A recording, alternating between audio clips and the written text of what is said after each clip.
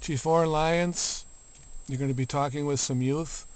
We just heard you talking with some young people about putting together a mill running on water power to make rye flour.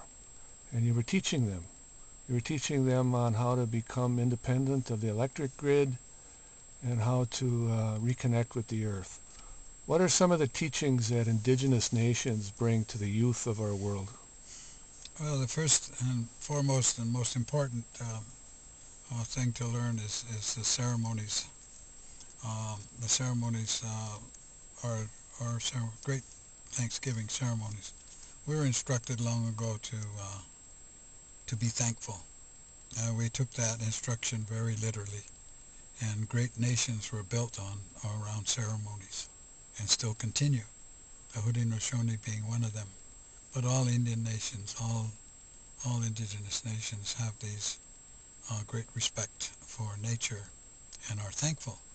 And that was our instruction, to be thankful, to give thanks. And so I would say pay attention to your ceremonies and pay attention to your language, because the information that helped us survive over these many thousands of years has been the information that's in our language. What I find is that the English language is quite sterile and doesn't have the spiritual essence of our style of language. So if you're just learning English anymore, then you're really stuck with that very limited perception of humanity. So I'd say ceremonies, dances, prayer, meditation, um, Thanksgiving, fundamental. Keep your culture, keep your language, keep your nation, and and uh, and work with the natural world, which we've always done.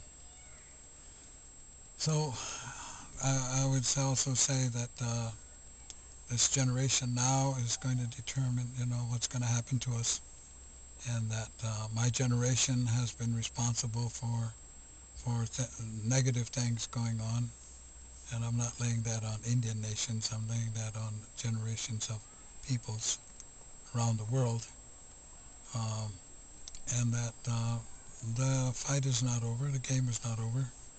We're still in it, and it's going to require a great deal of change.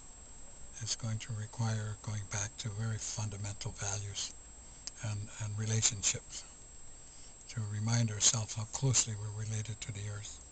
Earth is our mother, and we don't say that lightly.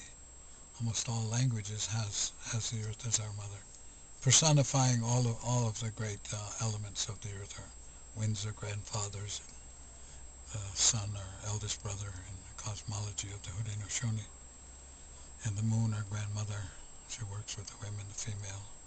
All of that great knowledge, stars loaded with information and knowledge. So Maya people from Central America, South America, still having a lot of that. Some of our people too, but we've lost a great deal. Never mind, nothing has changed out there. It remains the same. So the knowledge is still there. We have to find it, and we have to get back to its practice. I think that's our survival. That's the best mode. Respect, respect for the laws of nature.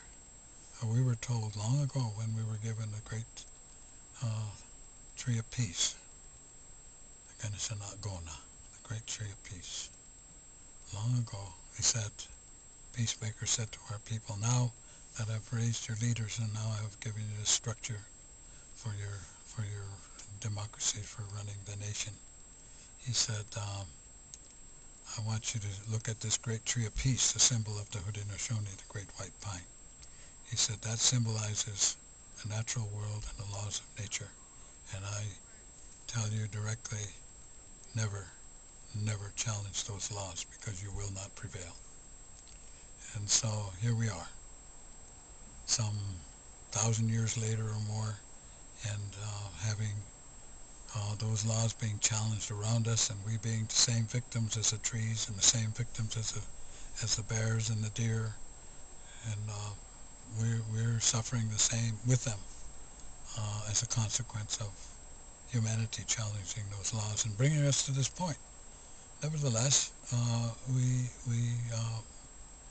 accept the day as it is, and we give our morning greetings and our morning Thanksgiving, and then we go to work, and we get the best out of the day. And if we can do this and we can pass this information on to our brothers, we may survive. But if we don't, it's because we are the ones that are responsible, and we're responsible for our own fate.